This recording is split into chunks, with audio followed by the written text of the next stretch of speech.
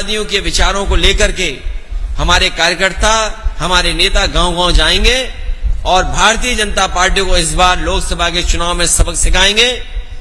14 में जो आए थे वो 24 में चले जाएंगे। यूपी से आए थे, यूपी से ही बाहर चले जाएंगे।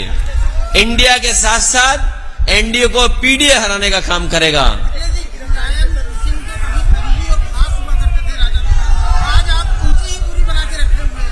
नहीं, ये कोई राष्ट्रीय मुद्दा नहीं है। मुझे दुख है इस बात का कि सरकार को ये लगता है कि जो खिलाफ है उसको गिरफ्तार कर लो, राजनेता है उनको गिरफ्तार कर लो, पत्रकार हैं उनको गिरफ्तार कर लो।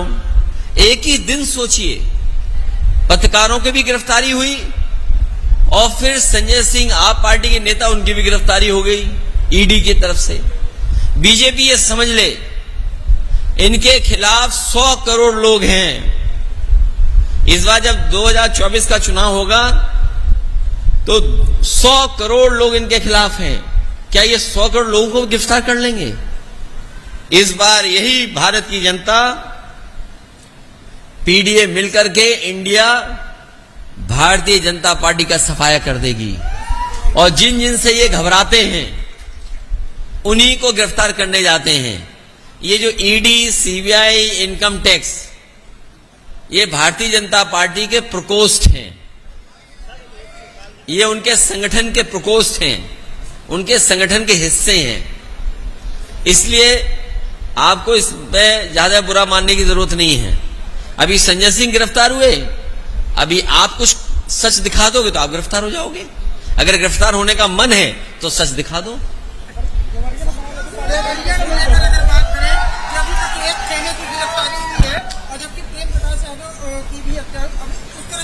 देखिए, ये सरकार न्याय नहीं दे सकती और जब सत्ता में बैठे लोगों की ये नियत ये न हो कि न्याय मिलना हो, जो घटनाक्रम हुआ है, जो अलग अलग जगह से जानकारी हुई या मुझे कार्यकर्ता नेताओं से जानकारी हुई या जो अलग अलग यूट्यूबर्स या सोशल मीडिया में जो बात लिखी है या आई है, इसीलिए मैंने कहा कि जो जीरो टॉलरेंस की बात कर रहे हैं उन्हें उन तमाम अधिकारियों के खिलाफ कार्रवाई करनी चाहिए जिनकी वजह से ऐसी घटना घटी है।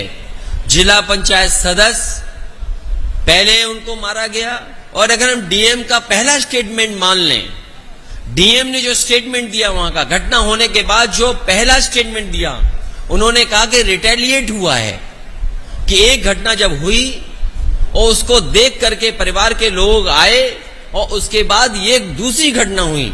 अगर इस घटना के लिए कोई जिम्मेदार है, 6 लोगों की जान जाने के लिए कोई जिम्मेदार है, तो वो सरकार है और वहां के अधिकारी हैं। सरकार अधिकारियों के खिलाफ नहीं कार्रवाई कर रही है। भारतीय जनता पार्टी उस घटना से लाभ उठाना चाहती है। हम तो कहेंगे कि समाजवादी पार्टी का डेलीगेशन जाएगा और दोनों परिवारों से मिलकर के जो सच है वो आपके सामने रखा जाएगा।